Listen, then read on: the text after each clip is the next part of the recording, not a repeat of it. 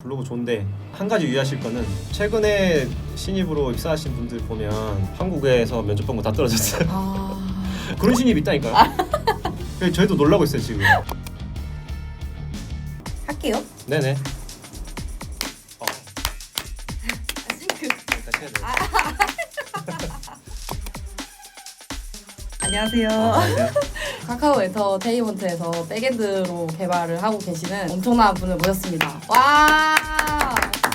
저는 카카오 엔터테인먼트에서 백엔드 개발자로 일하고 있는 박승규라고 합니다. 최근에는 책을 한 권 냈습니다. 애플리케이션이 살아 숨쉬게 하는 게 생명을 부여하는 게 백엔드죠 사실. 왜요? 프론트엔드도 생명 넣어요. 프론트엔드는 유한한 생명이잖아요. 피와 살과 뼈는 백엔드가 다 만든. 피와 뭐라고? 피와 살과 뼈. 피와 살과 뼈? 야, 뼈와 내장과 아무튼. 백엔드는 어떤 걸 좀 더 이렇게 고민하는 게 있는지. 프론트엔드 개발자가 사용하는 API를 어떻게 잘 쓰게 할 거냐, 데이터를 어떻게 잘 저장할 거냐. 그래서 데이터와 프론트 사이에 중간다리 역할을 하는 게 백엔드인데,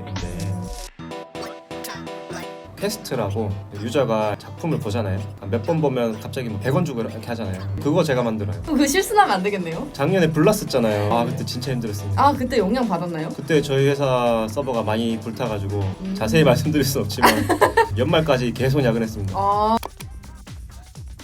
어릴 때부터 제가 게임 좋아해가지고 컴퓨터 공학과 가고 싶었는데 사실 그냥 점수 맞춰서 갔어요. 그때 저 닷컴법을 해가지고 엄청 높았어요. 의대, 사범대, 컴공 이랬어요.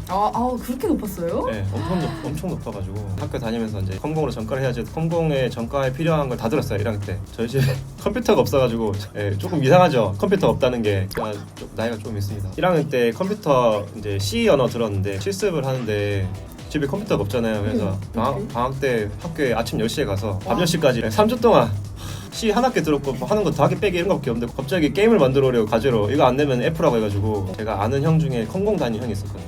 그 형한테 게임을 만들고 싶은데 어떻게 하면 되냐 그랬더니 책을 이만한 거 주더라고요. 지금은 이제 인터넷이 잘 돼가지고 소스가 다 이제 GitHub 이런 다 있지만 옛날에는 책 보고 했거든요. 맨땅에 헤딩 하듯이 아침 10시부터 밤 10시까지 3주 동안 해봤어요. 지금은 없지만 삼트리스라는 걸 만들어서 겨우겨우 제출했거든요. 한 학기를 컴퓨터 없이 아침 10시부터 밤 10시까지 해보니까 이 짓을 하면 안 될 것 같은데 해서 전과를 안 하고 어영부영 있다가 졸업을 했다. 안 했어요?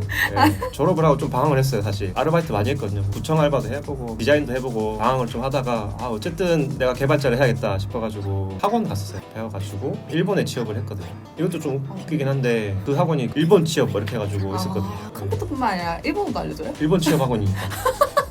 진짜 신기하다. 그런 학원이 있구나. 그래서 오전에 4시간은 일본하고 오후에 4시간은 컴퓨터하고 저녁에는 자습하고 이랬거든요. 한 8개월 배우고 취직을 했는데 저는 일본에 절대 취직 안 한다고 그랬었는데 한국에서 면접 본 거 다 떨어졌어요. 회사에서 본인이 하고 싶지 않은 일을 시키면 어떻게 할 거냐. 네. 하기는 싫은데 해야죠. 이래서 그렇게 말하면 되는 거 아니에요? 그렇게 말해서 되는 분위기 아니었던 것 같아요. 열정 뭐 이런 거여가지고. 요새는 뼈를 묻겠다 그러면 부담스러워하는 추세고. 그죠. 네. 너무 솔직해가지고 다 탈락했어요 사실. 그래서 그러니까 질문에 답변을 잘못했다 이런 거는 기억이 잘 안 나거든요. 근데 일본에 취업할 때는 사장님이 다행히도 그런 거 하나도 안 물어보셨어요. 기술 질문만 다 하셨거든요. 뭐 저의 인격에 대한 거 하나도 안 물어보시고 그래서 거긴 합격해가지고 가게 되었습니다. 라인에서 진짜 라인요? 좋아할 것 저는 카카오가 더 좋아요. 이런 말 하면 라인 못 가는 거 아니야? 5년쯤 되니까 그런 생각 들더라고요. 이쪽에서 조금 더 있으면 일본 살아야 될 것 같다. 일본에 평생 사는 것보다는 한국에서 사는 게 좋을 것 같다는 생각이 들더라고요. 다시 면접 봐야 되는데 아시는 분 있어가지고 3주 만인가 카카오에 면접 봤거든요. 바로 떨어졌어요. 떨어졌구나. 네, 카카오 본산 떨어졌어요. 근데 지금도 기억나는 게 면접을 보는데 한국말이 생각이 안 나는 거예요. 개발 용어가 다 일본어로 돼 있잖아요. 제가 머릿속에 파이썬 라이브러리 중에 패브릭이라는 게 있는데 일본에서 파브릭이라고 그랬거든요. 파브릭이라고 하니까 못 알아듣시더라고요. 이런 스타트업이었던 포더트리라고 있거든요. 거기 합격을 해서 지금은 카카오 엔터테인먼트가 돼 있고 그렇습니다. 처음에는 웹 개발자로 입사했거든요. 인터넷 익스플로러 개발해 보셨어요?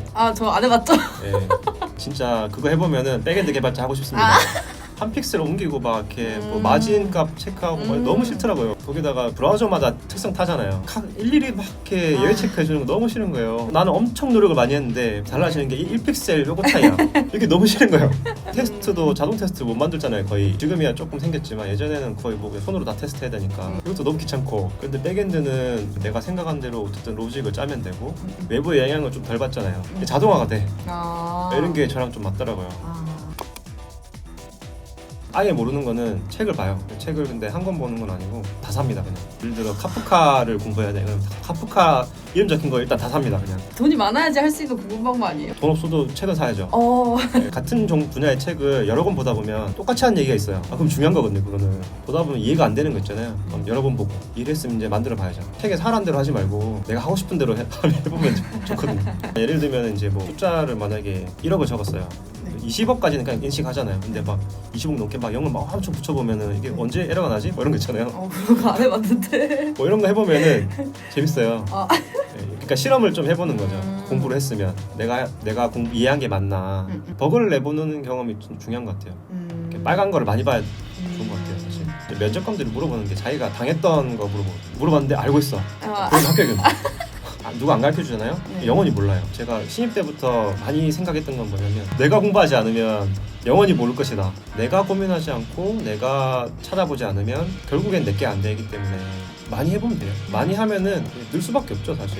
근데 많이를 하기가 어려워가지고 다들 이렇게 팁을 찾는 거거든요. 이렇게 하면은 빠르게 갈 수 있다는 거 없을까요? 모르겠어요. 저는 그런 스타일이 아닌 것 같긴 해요.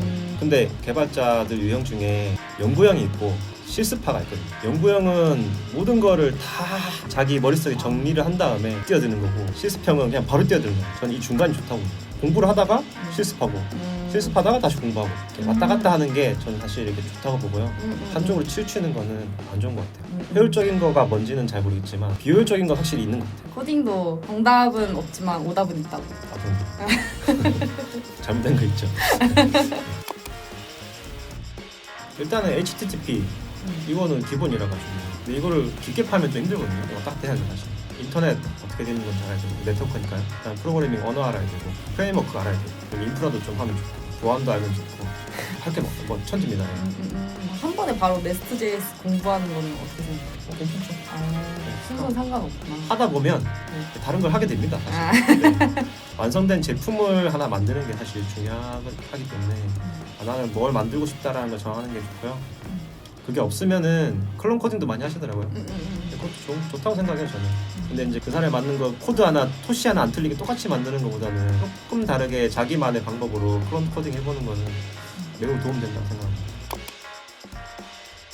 면접관이 원하는 얘기를 해줘야 돼요. 예를 들면 소스 코드가 엄청 많이 있어요. 했던 거 엄청 많이 살아났는데 사실 면접관은 그런 거 10개씩 100개씩 들어오는데 그거 다 못 보잖아요. 자기가 한 거를 잘 정리해가지고 첫눈에 봤을 때 잘 들어오게 해주는 건 필요한 것 같아요. 카카오는 면접 질문 뭐 하나요? 저 같은 경우는 탐색형 질문을 많이 합니다. 제일 처음 물어보는 게 본인이 제일 잘 알고 있는 거 알려주세요 이렇게 하고, 그거에 따라서 이제 준비된 질문들이 있죠. 그럼 이러면은 이 면접자를 되게 좋게 보는 뭐 약간 그런 건가요? 진심이 느껴지는 경우가 좋았던 것 같아요. 사실 저희 회사 들어오기에는 스펙이 좀 안 되시는 분인데 그분의 삶의 변화들을 주신 부분들이 좋았어가지고 합격이 되신 경우가 있거든요. SI 같은 데서 이제 일을 하시다가 서비스 쪽 오고 싶으신데 어떤 노력을 했는지 이렇게 막 얘기를 해주시잖아요. 가능성이 보여서 합격하신 케이스가 있어요. 카카오 코테 어렵지 않나요? 신입 공채 코테는 어렵고요. 경력직 코테는 쉽습니다.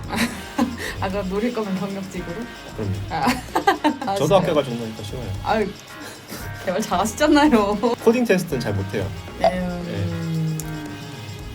진짜예요 잘 못해요. 카카오 엔터테인먼트 들어가려면은 이거까지는 적어도 알아야 된다 하는 게 있나요? 어려운 질문이네요.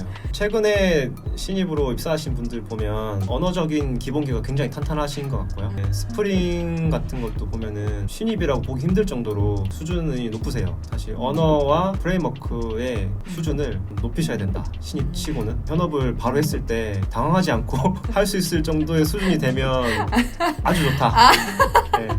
그건 신입이 아니잖아요. 그런 신입이 있다니까요. 저희도 놀라고 있어요 지금. 최근에 신입으로 입사하신 분들 보면 네 바로바로 이렇게 다 흡수하시는 기본기 플러스 스펀지 같은 지식 흡수 요 정도. 네. 요 정도? 블로그 같은 것도 좋나요? 쓰면은? 그럼요 블로그 좋죠. 블로그 좋은데 한 가지 유의하실 거는 블로그 쓴 내용을 기억하셔야 돼요. 엄청 많이 써가지고 네. 질문했는데 자기가 쓴지 모르더라고요. 어떤 사람들은. 아, 블로그 주소를 적을 거면 자기가 쓴 거를 한번 훑어보시는 게 면접 팁이 되겠습니다. 대규모 트래픽을 다루는 연습은 어떻게 하면 좋을까요? 와 이걸 연습할 수 있나? 그렇긴 한데 막 면접에서 물어본다고 하더라고요. 로직적으로 문제가 생기는 거는 사실 준비가 할 수 있는데 트래픽 문제가 생기는 거는 사실 성능 테스트 말고 답이 없거든요. 컨텐츠 같은 경우는 리드가 많으니까 캐싱을 어떻게 할 거냐 라는 게 일단은 중요하고 게임을 쓰기도 많거든요. 그거 어떻게 분산할 거냐 이런 문제들을 고민해야죠. 그러면 쓰기가 많을 때 읽기가 많을 때 읽기 쓰기 둘 다 많을 때 그걸 어떻게 할 거냐를 고민을 많이 해야 되고요. 스토리지 어디에 저장할 거냐 캐시에 저장할 수도 있고 분산 캐시에 저장할 수도 있고 몽고DB, MySQL DB 다 할 수 있잖아요. 그걸 어떻게 할 거냐가 일단 중요한 부분이죠.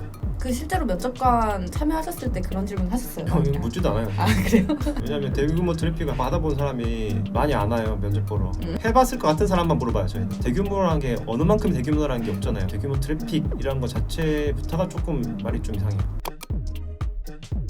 챗GPT 쓰면서 느끼는 생각은 내가 챗GPT를 잘 쓰면 잘 쓰게 될수록 사람한테 일 시키는 것도 잘하는 거 정리해서 하게 되니까 오히려 내가 바뀌는 것 같은 느낌도 좀 있어요.